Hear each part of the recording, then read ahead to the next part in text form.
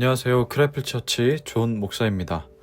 오늘 함께 나눌 말씀은 사무엘상 10장 17절에서 27절까지 말씀입니다. 사무엘이 백성을 미스바로 불러 주님 앞에 모아놓고 이스라엘 자손에게 하나님이 하신 말씀을 전하였다. 나 주 이스라엘의 하나님이 말한다. 내가 이스라엘을 이집트에서 데리고 올라왔고 내가 너희를 이집트 사람의 손과 너희를 학대하던 모든 나라의 손에서 건져내었다.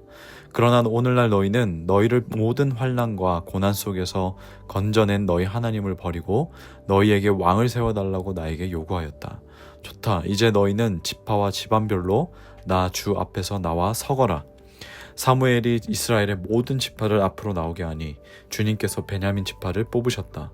사무엘이 베냐민 지파를 각 집안별로 앞으로 나오게 하니 마드리의 집안이 뽑혔고 마드리의 집안 남자들을 앞으로 나오게 하니 기스의 아들 사울이 뽑혔다. 사람들이 그를 찾았지만 보이지 않았다. 그래서 사람들이 다시 주님께 여쭈어 보았다. 그 사람이 여기에 와 있습니까? 주님께서 말씀하셨다. 그는 짐짝 사이에 숨어 있다.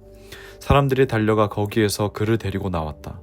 그가 사람들 가운데 섰는데 다른 사람들보다 어깨 위만큼은 더 커 보였다.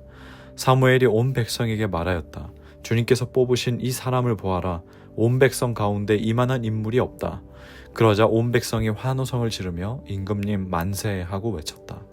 사무엘이 왕의 제도를 백성에게 알려준 다음 그것을 책에 써서 주님 앞에 보관하여 두고 온 백성을 각자의 집으로 돌아가게 하였다. 사무엘이 기브아에 있는 자기의 집으로 돌아갈 때에 하나님께 감동을 받은 용감한 사람들이 사울을 따라갔다. 그러나 몇몇 불량배들은 이런 사람이 어떻게 우리를 구할 수 있겠느냐 하고 떠들면서 그를 업심여기고 그에게 예물도 바치지 않았다. 그러나 사울은 못 들은 척 하였다. 아멘. 우리가 태어나서 살아가면서 특히 대한민국 이 땅에서 우리가 태어나서 살아가면서 평가를 받는 삶은 아주 숙명인 것 같습니다. 그것은 다른 나라에서 태어나도 마찬가지겠지만 이 대한민국의 여러 학업, 학창 시절 이런 여러 가지 풍토를 봤을 때 평가를 받는다라는 것은 숙명이죠. 저는 그 신학교를 입학하고 나서 다른 게 아니라 이제 평생 이 목회자가 된다는 것은 평생 공부를 해야 하는 삶이구나 라는 것을 그때 깨닫고 살짝 마음이 흔들리긴 했습니다. 제가 컨디션이 너무 안 좋을 때 항상 꿈을 꾸는 게 있는데 꿈 내용이 뭐냐면 신대원에서 그 목사님 졸업 못했습니다 라는 그 말을 듣는 내용입니다. 그러면 그때 막 식은땀을 줄줄 흘리면서 가위에 눌린 것처럼 기겁하고 잠에서 깨는데 그때 이제 꿈인 걸로 알고 한숨을 쉬고 다시 잠들곤 합니다. 이제 학교도 다 졸업했고 그러면 이제 끝일 줄 알았는데 이제 제가 초보이지만 부모가 되니까 이제 자녀가 이제 결이랑 또 마음이가 어리지만 또 이 부모에게 바라는 것도 있고 기대하는 것도 있고 또 이 부모로서도 어쨌든 자녀들에게 그런 평가를 받는 거죠. 그리고 교회를 개척하면서 끊임없이 이 숫자에 대한 강박감들, 교회 출석 인원이 몇 명인지, 그리고 유튜브로 설교를 누가 몇 명이 듣는지, 우리 구독자는 몇 명인지, 우리 교회 재정은 현재 괜찮은지, 이런 숫자에 대한 강박감, 그것이 곧 평가라고 여겨지기 때문에 계속 이런 것과 부딪히는 것 같습니다. 사울을 보면 우리가 지금 계속 사무엘상을 보면서 사울을 보고 있는데 이스라엘의 초대 왕으로 세워지는 아주 인생 최고의 순간을 맞이합니다. 물론 하나님께서 사무엘을 통해서 은밀하게 기름 부으심을 진행하셨지만 이제 사람들 앞에서 공인이 돼야 되기 때문에 사람들 앞에서 왕으로 이제 추대받는 절차가 필요했기 때문에 이제 많은 군중들 앞에서 제비뽑기라는 그 절차로 이제 왕을 세우게 됩니다. 선출하게 됩니다. 그런데 이 영광스러운 상황에서 자신도 그렇고 그리고 주변 사람들도 이 사울이란 사람에 대해서 이런저런 평가를 하는 모습이 오늘 본문에 담겨져 있습니다. 21절 말씀을 보면 사무엘이 베냐민 지파를 각 집안별로 앞으로 나오게 하니 마드리의 집안이 뽑혔고 마드리 집안 남자들을 앞으로 나오게 하니 기스의 아들 사울이 뽑혔다. 근데 21절에 뭐라고 해요? 사람들이 그를 찾았지만 보이지 않았다. 그래서 22절에 주님께서 사람들에게 뭐라고 말씀하시냐면 그는 짐짝 사이에 숨어 있다라고 말씀해 주십니다. 하나님의 뜻을 따라서 제비뽑기를 해서 사울이 선택됐는데 짐짝 사이에 숨어 있었어요. 여러분, 이게 참 상상이 되는 장면입니까? 지난 본문들을 우리가 살펴보면 성령의 임재를 경험하고 또 하나님의 세밀한 그 손길들을 직접 체험했던 사울입니다. 바로 어제는 확신을 시켜주는 그 은혜, 약속과 성취 사이에서 하나님께서 끊임없이 확신을 시켜주시는 그 은혜를 직접 체험을 했던 사울이에요. 근데 오늘 본문에 선출이 되었는데, 뽑혔는데 사울은 짐짝들 사이에 숨어 있었어요. 마지막까지. 여러분, 우리도 하나님의 자녀라는 이 놀라운 신분을 받았습니다. 그리고 각자의 삶의 자리로 우리는 부르심을 받았습니다. 하지만 우리가 어떤 책임 앞에서, 어떤 중요한 결단 앞에서 우리가 또 신앙 안에서 스스로 연약한 모습이 돼서 짐짝 뒤로 숨고 싶을 때가 있습니다. 저는 개인적으로 캠프 사역, 500여 캠프 사역을 맡아서 해야 한다라고 들었을 때 그랬던 것 같습니다. 그때 당시 제가 교회 사역도 내가 지금 제대로 잘 못하고 있는 것 같은데 내가 어떻게 이걸 한단 말인가, 난 못해, 할 수 없어, 이런 생각과 마음이 매번 있었습니다. 매번.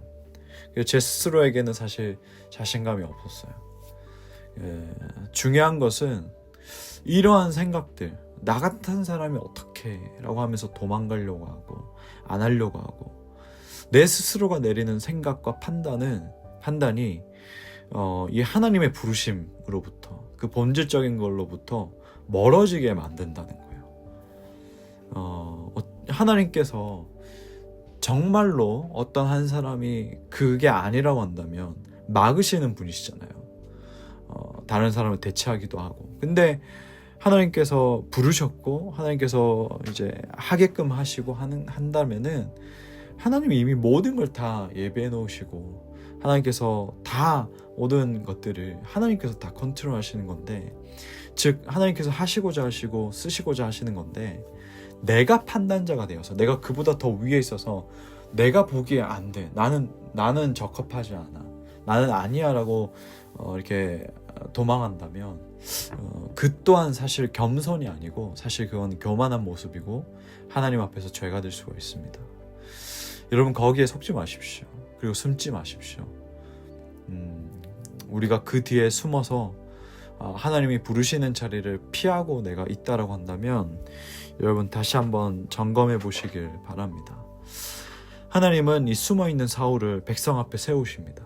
그런데 이번에는 사울이 아니라 사람들의 평가가 참 다양합니다. 어떤 사람들은 사울의 외모를 보고 왕께 만세라고 외칩니다. 사실 이것 역시도 좀 건강한 반응은 아니죠. 하나님께서 왕이 되셨을 때는 아무런 불평하고 이러다가 외모만을 보고서 자기들의 어깨보다 더 큰 이 사울을 보면서 와, 이 왕은 우리를 구원해 줄 자야 라고 했던 반응이죠. 동시에 말씀을 보니까 어떤 불량배들은 이 사람이 어떻게 우리를 구원하겠냐라고 무시하고 예물을 바치지 않습니다. 왜냐하면 베냐민 출신이라는 것이 마음에 들지 않아서 그랬을 가능성이 큽니다. 베냐민 지파는 아주 약한 지파예요. 인구가 많이 없어요. 그러다 보니까 기대했던 어떤 그런 거 있잖아요. 명문가에서 나온 사람이 아니라는 거죠. 똑같이 외적인 것으로 보고 판단한 반응입니다.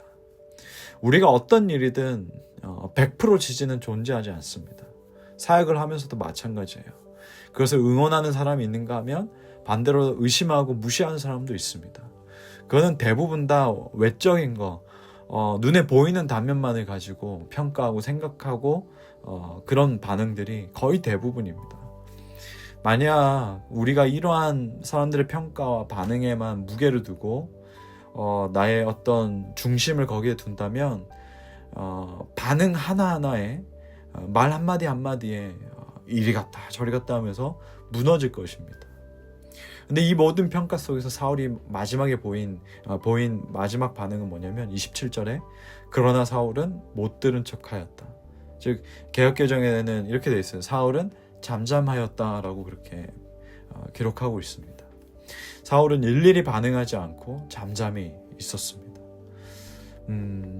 여러분 오늘 말씀을 우리가 묵상하면서는 나는 부족해 라는 그런 내 스스로의 생각 혹은 사람들의 비판이 들려올 때 그럼 그렇지 내가 이러면서 정지하지 마시고 나를 택하신 하나님의 뜻에 모든 것이 달려있다라고 그런 생각이 들 때마다 선포하고 기도하십시오. 하나님께서 일하십니다. 그리고 그 모든 반응에 일일비하면서 흔들리지 마시고 잠잠히 그 모든 것을 다 하나님 앞으로 가져가십시오. 기도하십시오. 하나님 앞에 내놓으시길 바랍니다. 우리가 정말 잘 아는 말씀 있지 않습니까? 시편 62편 1절에서 2절 말씀.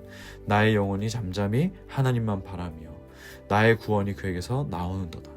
오직 그만이 나의 반석이시요 나의 구원이시요 나의 요새이시니 내가 크게 흔들리지 아니하로다. 하나님이 나의 변호자가 되어주십니다. 여러분 그것을 신뢰하면서 기도하면서 하나님께 지혜를 구하는 오늘 하루가 되기를 축복합니다. 아멘. 기도하겠습니다. 하나님 아버지, 정말 우리가 주님의 부르심을 따라서 살아가다 보면 내 스스로도 나에 대해서 또 평가를 하고 주변에서도 이런저런 반응들, 평가들이 우리가 휘둘릴 때도 있습니다. 그래서 우리가 하나님께 부르심 받은 그 자리, 하나님께 부르심 받아서 하는 모든 일들, 사역들, 여러 다양한 것들이 때로는 흔들릴 때가 참 많이 있습니다. 하나님께서 선택하셨고 부르셨고 하나님께서 행하신다라는 거, 이것을 우리가 잊지 않게 하여 주시옵소서. 오늘 하루도 정말 선포하면서 나가길 원합니다. 하나님께서 택하시고 하나님께서 부르셨으니 이 모든 것은 하나님 뜻에 달려있다라고 우리가 담대하게 선포하고 기도하면서 정말 하나님 그 자체를, 하나님을 신뢰하며 또 기도하며 하나님께 지혜 구하면서 오늘 하루 감당할 수 있도록 붙들어 주시옵소서. 감사드리며 예수님 이름으로 기도합니다. 아멘.